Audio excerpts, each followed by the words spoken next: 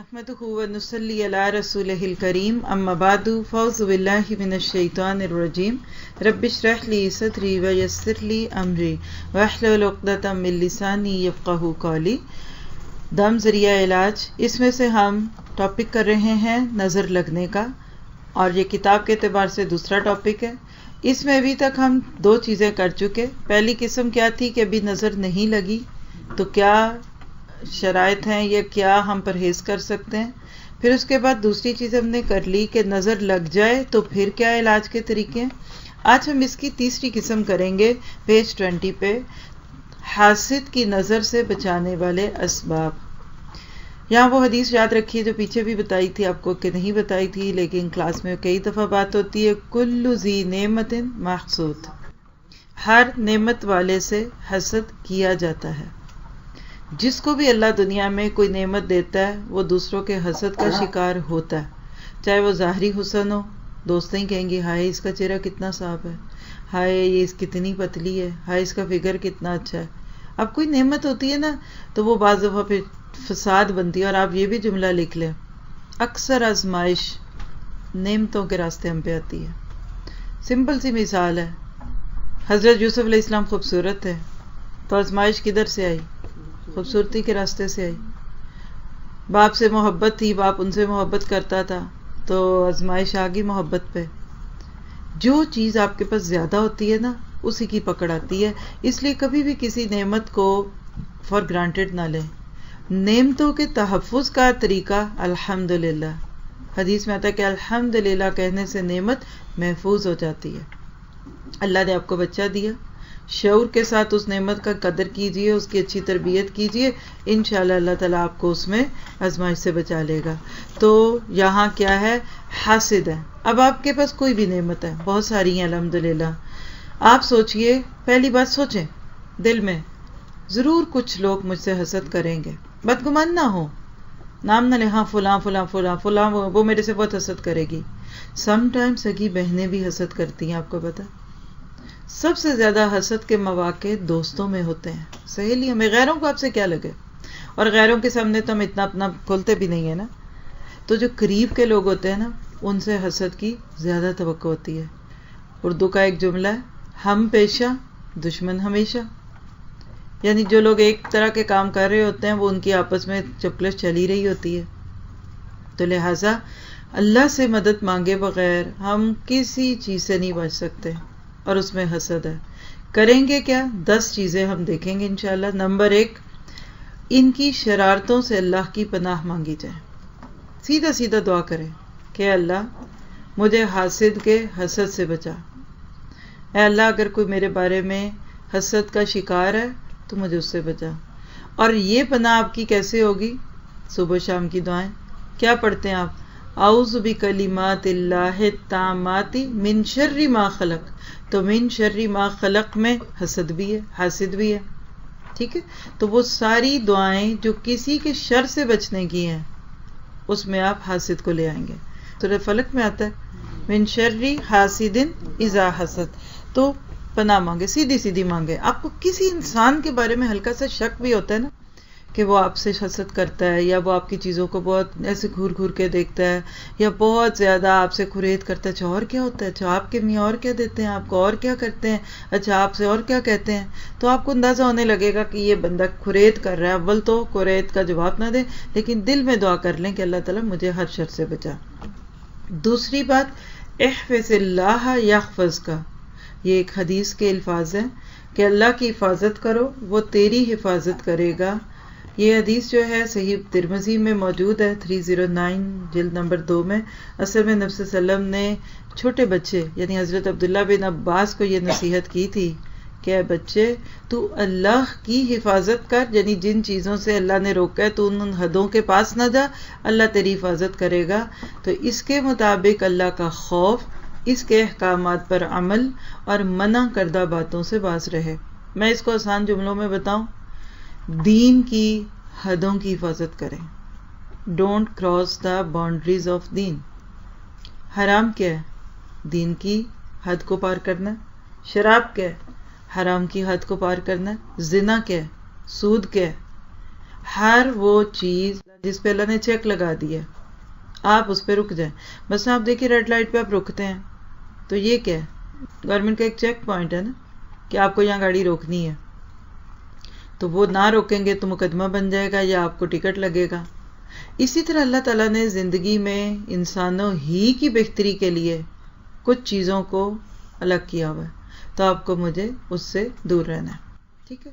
اللہ کا خوف بہت بڑا موٹیویٹنگ فیکٹر ہے اللہ کی باتوں کو ماننے کا. یاد رکھیے ہم جس سے ڈرتے نہیں ہیں نا ہم اس کی بات نہیں مانتے، ہم سیریس نہیں ہوتے. جس نعمت کی قدر نہیں ہوتی اس کو بھی لیئر لیتے، او خیر جی پڑھ لیں گے ساری عمر رہ گئی، یہ پڑھتے ہی رہ رہے ہیں نا، ہم نے کیا پڑھنا ہے اب. اور دیٹ مین کہ آپ نے اس علم کی محفل اور اس کلاس روم کے اس ماحول کی نعمت کو سمجھا ہی نہیں ہے. ڈھیلے ہو جائیں گے آپ اور ریلیکس ٹھنڈے ٹھنڈے.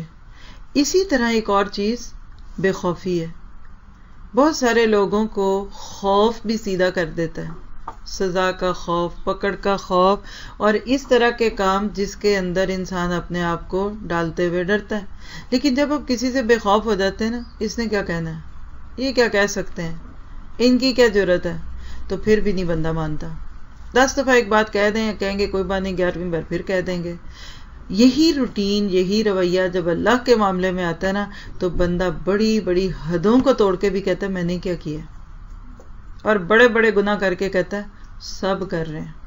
تو اس میں آپ کو پتہ کیا بات مل رہی ہے، یعنی یہ ایسا مجھے لگ رہا ہے سبب حسد سے بچنے کا جو چھپا ہوا ہے کہیں اندر ہے، آپ نے اس کو اندر سے ڈھونڈنا ہے. عام طور پہ تو نظر بھی نہیں جاتی اس چیز پہ. کیا ہے حاسد کے حسد سے بچنے کی ٹپ؟ اللہ کی حدوں کی حفاظت کریں، کسی غلط چیز کو اپنی زندگی میں نہ لائیں. تیسری چیز، حاسد کے حسد پر صبر کرے اور اسے معاف کر دے. اسے جھگڑا کرے نہ شکوہ، خود اپنی طرف سے اسے کوئی تکلیف دینے کا ارادہ نہ کرے. تو جب اس کا سلوک اچھا ہوگا تو حاسد پھر حسد سے بچے گا نا. انگلش میں اس کو کیا کہتے ہیں؟ کل وتھ کائنڈنس، محبت کی مار مارو. یقین کیجئے دشمنوں کے ساتھ محبت کی چھری سے زیادہ کوئی اور چھری کارگر نہیں ہے ان کی دشمنی کو ختم کرنے کی. تو کوئی آپ سے حسد کرتا ہے نا، آپ اسے اچھا سلوک شروع کر دیں، وہ خود بخود اسی سوچ میں پڑ جائے گا کہ یہ میرے ساتھ ایسا ہے، حالانکہ میں اس کے بارے میں یہ سوچتی ہوں. آپ فیل کر کے دیکھ لیں کہ جتنا زیادہ آپ اللہ کا قرب پالیں گے نا لوگوں کی برائیوں سے دور ہو جائیں گے. ساری بات کا خلاصہ کیا ابھی تک نکلا کہ جب حسد محسوس ہو تو اس سے پناہ مانگے، پھر دین کی حفاظت کریں. اچھا یہ جو احفظ اللہ ہے نا، اس کا ایک اور اینگل بھی اللہ نے دل میں ڈال دیا. کوئی آپ کو کہتا ہے کہ یہ میرا پرس ہے، ذرا اس کو تھوڑی دیر اپنے پاس رکھیے گا، میں کہیں سے ہو کے آتی ہوں. عام بات ہے نا، شادیوں میں، سفر میں آپ کہتے ہیں میں واش روم میں جا رہی ہوں، میرا بیگ رکھ لیں. کسی کا بچہ تھک گئی ہے اٹھا اٹھا کے تو کیا کہتی ہیں کہ آپ میرے بچے کو تھوڑی دیر پکڑ لیں. تھوڑی دیر آپ کا بچہ جب کوئی دوسرا پکڑتا ہے تو آپ کے دل میں شکر گزاری کے جذبات آتے؟ آپ کا کیا دل کرتا ہے کہ اس نے میری مدد کی اس مشکل وقت میں اس کی کسی نہ کسی موقع پہ مدد کروں گی. بس اسی کو سمجھ لیجئے گا. جب کوئی آپ کے بچے کی حفاظت کرے تو آپ کو اس کے اوپر پیار آئے اور آپ اس کا کچھ نہ کچھ ریٹرن دینا چاہیں.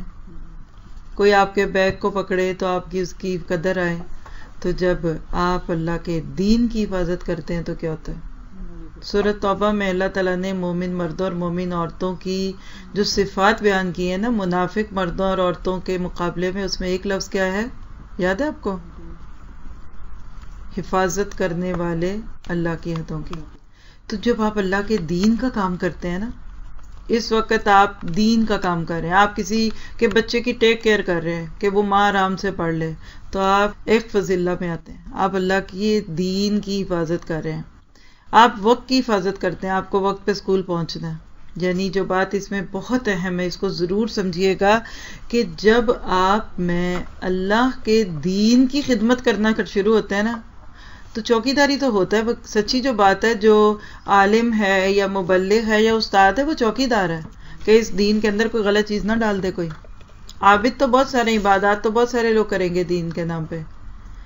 عالم جو ہوتا ہے نا، جو علم کے ساتھ دنیا میں جہاد ہی کرتا ہے قسم کا، اس کو یہ ہوتا ہے کہ خبردار یہ چیز نہ ڈالنا، یہ اللہ کے نبی نے نہیں کی تھی، یہ بدعت ہو جائے گی، تو حفاظت ہو گئی نا. تو یہ وہ چیز ہے جس کو میں محسوس کرتی ہوں کہ جب اللہ کے راستے میں آپ سنجیدگی سے کام کرنا شروع کرتے ہیں نا، آپ کو بڑی بڑی مصیبتوں، بیماریوں، تکلیفوں سے بچا لیتا ہے. تو آپ یہ بھی ایک اپنے پاس ٹپ لکھ لیں کہ آپ اللہ کے دین کا کام کرنا شروع کر دیں، والنٹیئر شروع کر دیں. اور والنٹیئر کیا ہوتا ہے؟ دل کی خوشی کے ساتھ. بات سمجھ گئے؟ آپ کسی جگہ جا کر اللہ کے دین کے لیے کام کرتے ہیں، آپ کہتے ہیں اس مسجد پہ احسان ہے، اس اسکول پہ احسان ہے، یا اس انسان پہ احسان ہے جس کے ساتھ مل کر میں کوئی کام کر رہا ہوں. اصل میں آپ اپنے اوپر احسان کرتے ہیں. آپ ان فتنوں سے بچے ہوتے ہیں جس میں لوگ مبتلا ہیں. تو جو لوگ جہاں بھی بیٹھ کے دین کا کام کر رہے ہیں نا، خوشخبری ہے ان کے لیے اس بات کی کہ اللہ نے ان کو کتنی مصیبتوں سے بچایا ہوا ہے. یہ جب میں اور آپ اللہ کے کاموں سے بھاگے ہوتے ہیں نا، تو پھر اللہ کہتا ہے اب ان کو فارغ تو نہیں رکھنا نا. پھر ایک دن ایک اپائنمنٹ، پھر ایک دن دوسری طرف، ایک دن تیسری طرف. اور حدیث میں آتی ہے ایک بات جو میں نے دل کی تختی پہ لکھی ہوئی ہے کہ اگر تم اللہ پہ توکل کرو تو اللہ تمہیں وہاں سے رزق دے گا جیسے پرندوں کو دیتا ہے، کہ صبح خالی پیٹ بھوکے نکلتے ہیں تو شام کو آتے ہیں تو اپنا تو پیٹ بھرا ہوتا ہے اور پنجوں اور چونچ میں بچوں کے لیے دانا ہوتا ہے. اصل بات ہے یہاں ہم روزی روٹی کے چکروں میں دین کے کاموں کو پیچھے ڈال دیتے ہیں. ہم کہتے ہیں ہوگا، کر لیں گے، سارے ہیں نا، میرے ایک کرنے سے کیا ہوتا ہے، میں ویسے بھی اب کرتی کچھ بھی نہیں ہوں. یہ روٹی کا چکر سارا ختم ہو جاتا ہے. یہ اللہ اپنے ذمہ آپ کی روٹی، چاول، سالن سب لے لے گا. ایک دفعہ آپ اللہ کو دکھا دیں کہ اللہ میں تیرے معاملے میں سنجیدہ ہوں. یہ جتنے دھکے پڑتے ہیں نا ہمیں، یہ غیر سنجیدگی کے پڑتے ہیں. یہ بات ابھی نہیں سمجھ آئی نا آپ کو، تو انشاءاللہ چلتے رہیں گے 5-10 سال کے اندر آپ کو ضرور سمجھ آئے گی. یہ میں آپ کو پورے یقین سے کہہ سکتی ہوں. پھر حاسد کے حسد کا صبر، اس پہ بات تھوڑی ہو گئی تھی. شکوہ نہیں کرنا، لوگ کچھ بھی کریں. جیسے آپ دیکھیے کہ لوگوں کے ساتھ اپنے معاملے کو سیدھا رکھیں. جو لوگ میرے ساتھ کریں گے میں ویسا کروں گی. پھر کیا آپ نے کیا؟ یہ تو سبھی کرتے ہیں. بے جان چیزیں بھی وہی کرتی ہیں جو آپ ان کے ساتھ کرنا چاہتے ہیں، کروا لیتی ہیں. آپ لوگوں سے اوپر اٹھے، آپ کہیں کوئی مجھ سے حسد کرے، پھر مجھے پتا چلے، پھر میں اس کو معاف کر دوں. کوئی مثال ہے آپ کے پاس؟ ایک قرآن سے دے دیتی ہوں، ایک سیرہ سے دے دیتی ہوں. قرآن کی مثال حضرت یوسف، لا تثریب علیکم اليوم، آج کے دن تم پہ کوئی پکڑ نہیں، جاؤ، اللہ بھی تمہیں معاف کرے، میں بھی دعا کروں گا، اور میں بھی کرتا ہوں. بھائیوں کے حسد کا شکار ہوئے تھے نا. آپ کہیں کہ میری تو زندگی برباد کر دی انہوں نے. آج کسی ایک مرد کے ساتھ رشتہ ہوا اور نہیں جڑا، ماں باپ کہتے ہیں میں اس مرد کو معاف نہیں کروں گی، میری بیٹی کا گھر برباد کر دیا، اس نے میری زندگی برباد کر دی، اس نے مجھے کہاں لا کے پھینک دیا. انہوں نے کیا کیا تھا؟ کنویں میں ڈالا. ہمیں تو کوئی نہیں کنویں میں ڈالتا، ہمیں تو بلکہ اور بھی سہارے مل جاتے ہیں دنیا کے. لیکن حضرت یوسف نے کتنے کھلے دل سے کہا، جب آج کوئی پکڑ نہیں ہے.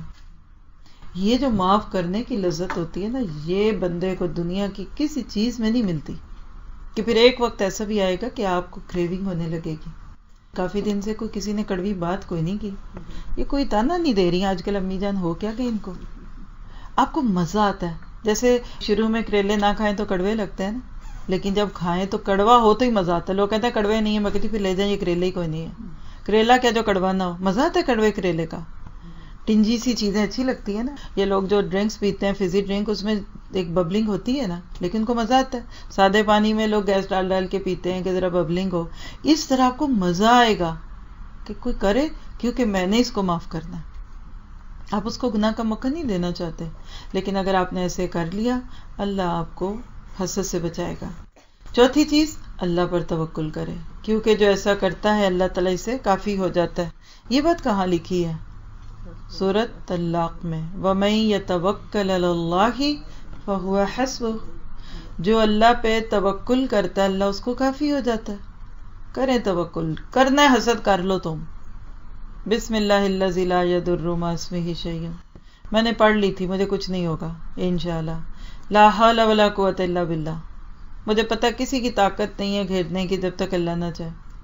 اس طرح ریزننگ کریں، پھر انشاءاللہ آپ کو اس کا سمجھ آئے گی. پانچویں چیز، حاسد سے خوف زدہ نہ ہو اور ہر وقت اسی فکر میں نہ رہے، یہ بہترین دواؤں میں سے ہے. یہ بھی نوٹ کیجئے گا.